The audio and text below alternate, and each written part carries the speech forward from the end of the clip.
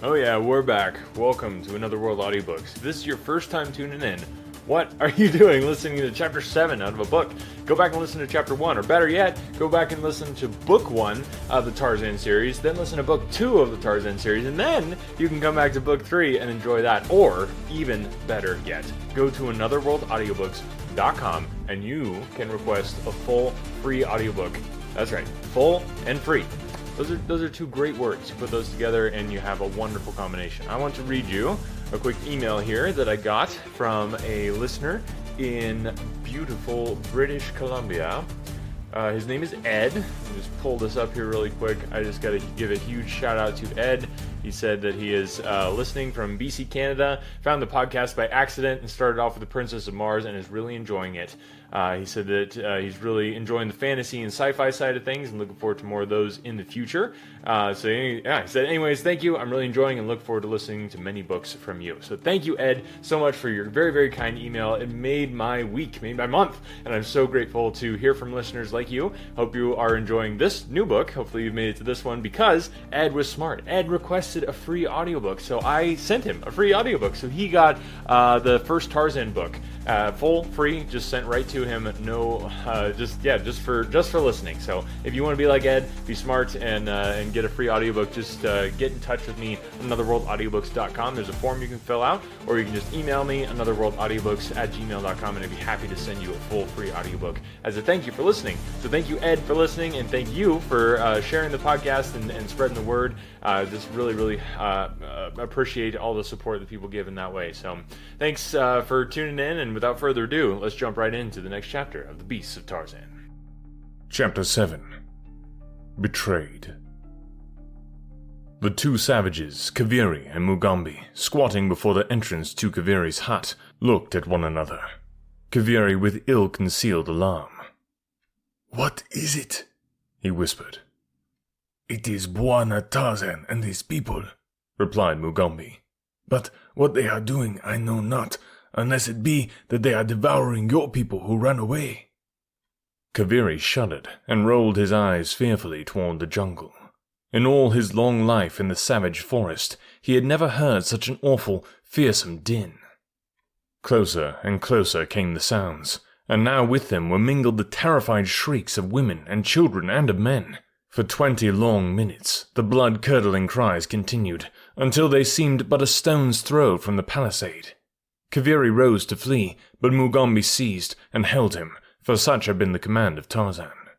A moment later, a horde of terrified natives burst from the jungle, racing toward the shelter of their huts. Like frightened sheep they ran, and behind them, driving them as sheep might be driven, came Tarzan and Sheeta and the hideous apes of Akut. Presently, Tarzan stood before Kaviri, the old quiet smile upon his lips. "Your people have returned, my brother," he said, "and now you may select those who are to accompany me and paddle my canoe." Trembling, Kaviri tottered to his feet, calling to his people to come from their huts, but none responded to his summons. "Tell them," suggested Tarzan, "that if they do not come, I shall send my people in after them." Kaviri did as he was bid, and in an instant the entire population of the village came forth, their wide and frightened eyes rolling from one to another of the savage creatures that wandered about the village street. Quickly, Kaviri designated a dozen warriors to accompany Tarzan.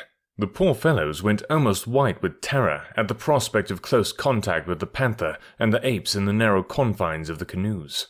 But when Kaviri explained to them that there was no escape, that Bwana Tarzan would pursue them with his grim horde should they attempt to run away from the duty, they finally went gloomily down to the river and took their places in the canoe. It was with a sigh of relief that their chieftain saw the party disappear about a headland a short distance upriver. For 3 days, the strange company continued farther and farther into the heart of the savage country that lies on either side of the almost unexplored Ugambi.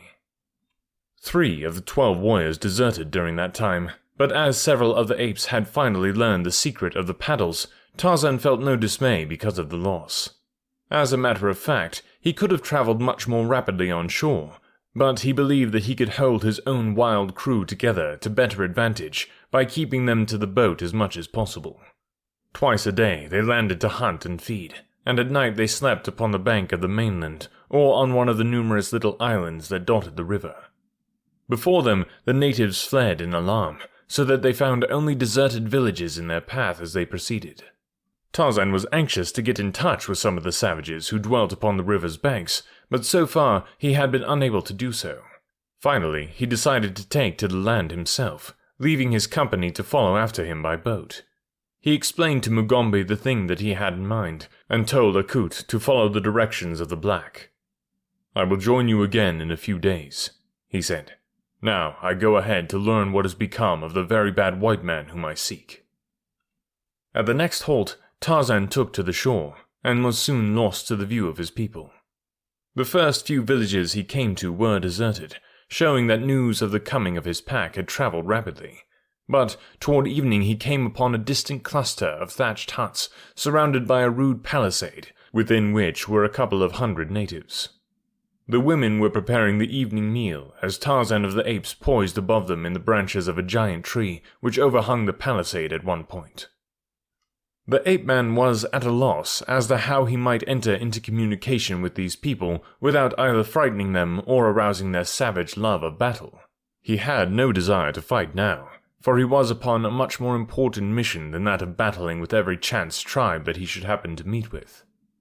At last he hit upon a plan, and after seeing that he was concealed from the view of those below, gave a few hoarse grunts in imitation of a panther.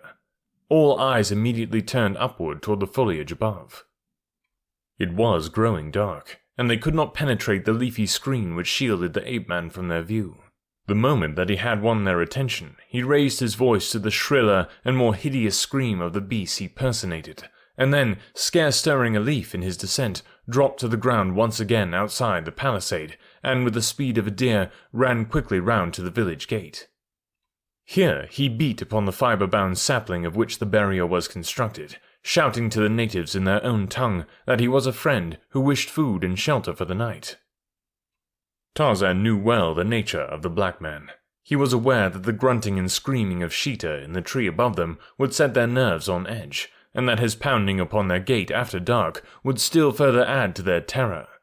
That they did not reply to his hail was no surprise, for natives are fearful of any voice that comes out of the night from beyond their palisades, attributing it always to some demon or other ghostly visitor, but still he continued to call. "Let me in, my friends," he cried. "I am a white man, pursuing the very bad white man who passed this way a few days ago. I followed to punish him for the sins he has committed against you and me. If you doubt my friendship, I will prove it to you by going into the tree above your village and driving Sheeta back into the jungle before he leaps among you. If you will not promise to take me in and treat me as a friend, I shall let Sheeta stay and devour you." For a moment there was silence. Then the voice of an old man came out of the quiet of the village street. "If you are indeed a white man and a friend, we will let you come in, but first you must drive Sheeta away." "Very well," replied Tarzan.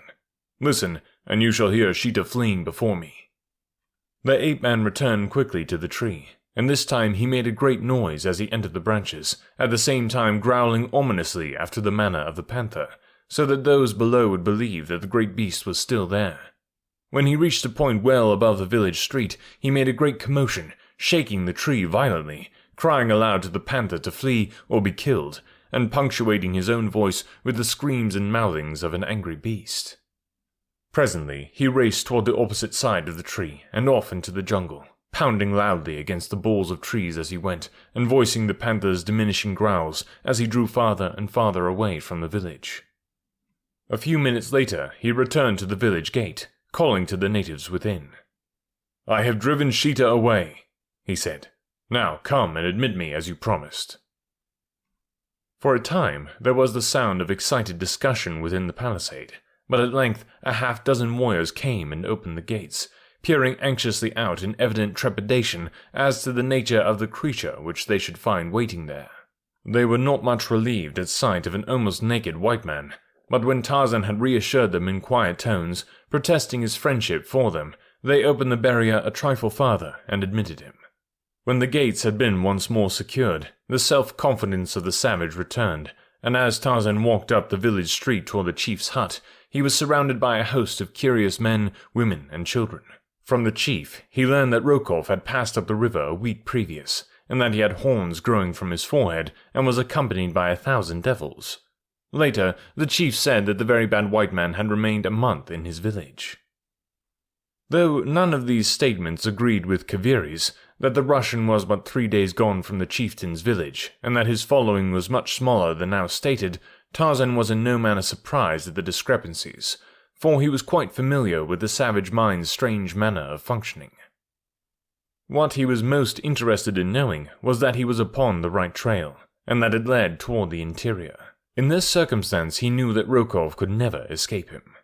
After several hours of questioning and cross-questioning, the ape-man learned that another party had preceded the Russian by several days. 3 whites, a man, a woman, and a little man-child, with several Mosulas. Tarzan explained to the chief that his people would follow him in a canoe, probably the next day, and that, though he might go on ahead of them, the chief was to receive them kindly and have no fear of them, for Mugambi would see that they did not harm the chief's people if they were accorded a friendly reception. "And now," he concluded, "I shall lie down beneath this tree and sleep. I am very tired. Permit no one to disturb me." The chief offered him a hut, but Tarzan, from past experience of native dwellings, preferred the open air, and further, he had plans of his own that could be better carried out if he remained beneath the tree. He gave as his reason a desire to be close at hand should Sheeta return, and after this explanation, the chief was very glad to permit him to sleep beneath the tree. Tarzan had always found that it stood him in good stead to leave with natives the impression that he was to some extent possessed of more or less miraculous powers. He might easily have entered their village without recourse to the gates, but he believed that a sudden and unaccountable disappearance when he was ready to leave them would result in a more lasting impression upon their childlike minds, and so as soon as the village was quiet in sleep, he rose, and leaping into the branches of the tree above him, faded silently into the black mystery of the jungle night. All the balance of that night, the ape-man swung rapidly through the upper and middle terraces of the forest. When the going was good, there he preferred the upper branches of the giant trees, for then his way was better lighted by the moon. But so accustomed were all his senses to the grim world of his birth, that it was possible for him, even in the dense black shadows near the ground, to move with ease and rapidity. You or I, walking beneath the arcs of Main Street or Broadway or State Street, could not have moved more surely or with 1/10 of the speed of the agile ape-man through the gloomy mazes that would have baffled us entirely. At dawn he stopped to feed, and then he slept for several hours, taking up the pursuit again toward noon. Twice he came upon natives, and though he had considerable difficulty in approaching them, he succeeded in each instance in quieting both their fears and bellicose intentions toward him, and learned from them that he was upon the trail of the Russian. 2 days later, still following up the Ugambi, he came upon a large village. The chief, a wicked-looking fellow with sharp-filed teeth that often denoted the cannibal, received him with apparent friendliness. The ape-man was now thoroughly fatigued, and had determined to rest for 8 or 10 hours that he might be fresh and strong when he caught up with Rokov, as he was sure he must do within a very short time. The chief told him that the bearded white man had left his village only the morning before, and that doubtless he would be able to overtake him in a short time. The other party the chief had not seen or heard of, so he said. Tarzan did not like the appearance or manner of the fellow, who seemed, though friendly enough, to harbor a certain contempt for this half-naked white man who came with no followers and offered no presents. But he needed the rest and food that the village would afford him with less effort than the jungle, and so, as he knew no fear of man, beast, or devil, he curled himself up in the shadow of a hut and was soon asleep.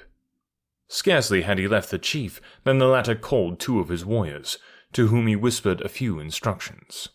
A moment later, the sleek black bodies were racing along the river path, upstream, toward the east. In the village, the chief maintained perfect quiet. He would permit no one to approach the sleeping visitor, nor any singing, nor loud talking. He was remarkably solicitous, lest his guests be disturbed. 3 hours later, several canoes came silently into view from up the Ugambi. They were being pushed ahead rapidly by the brawny muscles of their black crews. Upon the bank before the river stood the chief, his spear raised in a horizontal position above his head, as though in some manner of predetermined signal to those within the boats. And such indeed was the purpose of his attitude, which meant that the white stranger within his village still slept peacefully. In the bows of 2 of the canoes were the runners that the chief had sent forth 3 hours earlier. It was evident that they had been dispatched to follow and bring back this party, and that the signal from the bank was one that had been determined upon before they left the village. In a few moments, the dugouts drew up to the verdure-clad bank. The native warriors filed out, and with them a half-dozen white men. Sullen, ugly-looking customers they were, and none more so than the evil-faced, black-bearded man who commanded them. "Where is the white man your messengers report to be with you?" he asked of the chief. "This way, Bwana," replied the native. "Carefully have I kept silence in the village, that he might be still asleep when you returned. I do not know that he is one who seeks you to do you harm, but he questioned me closely about your coming and your going, and his appearance is as that of one you described, but whom you believe safe in the country which you called Jungle Island. Had you not told me this tale, I should not have recognized him, but he might have gone after and slain you. If he is a friend and no enemy, then no harm has been done, Bwana. But if he proves to be an enemy, I should like very much to have a rifle and some ammunition." "You have done well," replied the white man, "and you shall have the rifle and ammunition, whether he be a friend or enemy, provided that you stand with me." "I shall stand with you, Bwana," said the chief. "And now, come and look upon this stranger who sleeps within my village." So saying, he turned and led the way toward the hut, in the shadow of which the unconscious Tarzan slept peacefully. Behind the 2 men came the remaining whites and a score of warriors, but the raised forefingers of the chief and his companion held them all to perfect silence. As they turned the corner of the hut, cautiously and upon tiptoe, an ugly smile touched the lips of the white as his eyes fell upon the giant figure of the sleeping ape-man. The chief looked at the other inquiringly. The latter nodded his head, to signify that the chief had made no mistake in his suspicions. Then he turned to those behind him, and pointing to the sleeping man, motioned for them to seize and bind him. A moment later, a dozen brutes had leaped upon the surprised Tarzan, and so quickly did they work that he was securely bound before he could make half an effort to escape. Then they threw him down upon his back, and as his eyes turned toward the crowd that stood near, they fell upon the malign face of Nicholas Rokov. A sneer curled the Russian's lips. He stepped quite close to Tarzan. "Pig!" he cried. "Have you not learned sufficient wisdom to keep away from Nicholas Rokov?" Then he kicked the prostrate man full in the face. "That's for your welcome," he said. "Tonight, before my Ethiop friends eat you, I shall tell you what has already befallen your wife and child, and what further plans I have for their futures." And I think Edgar Rice Burroughs could have been a little more subtle on the chapter name for this one, but I guess we kind of might have seen it coming. Anyway, I hope you guys are enjoying this. Huge shout out again to all the listeners who have written in and sent their support of the podcast over the years. I just so appreciate it. And for our patrons, if you want to become a patron on anotherworldaudiobooks.com, you can sign up as a patron on Patreon, and you get some special perks for signing up. So if you want to check that out, go do that. If not, you can purchase audiobooks. That's a great way to support the podcast. You can also purchase merch. We have some hand-drawn custom designs that I've drawn myself. I think they're pretty cool. Personally, if you don't want to buy them necessarily, just go check them out. I'd love to hear what you think of them. anotherworldaudiobooks.com. Or if you want to send me an email like Ed did, and again, huge shout out. Thank you so much to Ed for listening. And if you want to get a free audiobook like he did as well, just shoot me an email or hit me up on social media. It's a great way to get the conversation started as well. Once again, all links and everything, just go to anotherworldaudiobooks.com. Thanks guys for listening, and we'll catch you next week.